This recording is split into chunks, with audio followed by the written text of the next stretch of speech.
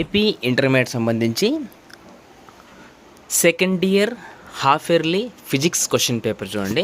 So ఈ question పేపర్ని అయితే ఒకసారి బాగా చూసుకోండి.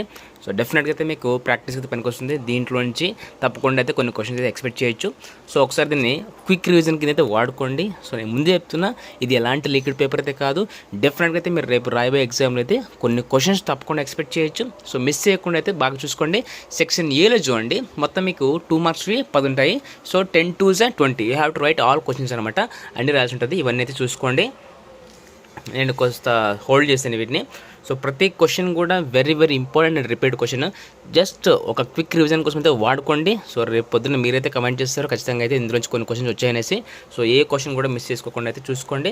అలాగే సెక్షన్ బిలో చూడండి. సో మొత్తం మీకు 8 క్వశ్చన్స్ ఉంటాయి. అందులో మీరు రాసిన క్వశ్చన్స్ కేవలం 6 మాత్రమే. సో 6 4s 24 అంటే each question carry 4 marks. So ఇవన్నీ చూసుకోండి. సెక్షన్ బిలో ఇక్కడ చూసుకోండి క్వశ్చన్స్. సో డెఫినెట్గా అయితే మీకు ఇందులో నుంచి కొన్ని క్వశ్చన్స్ అయితే 100% ఎక్స్పెక్ట్ చేయొచ్చు.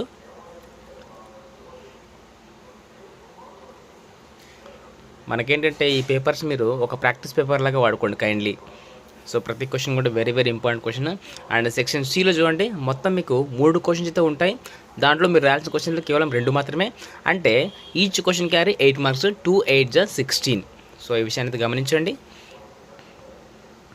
And stay tune for more updates. మీకు ఏమైనా డౌట్స్ ఉంటే కమెంట్ చేయండి.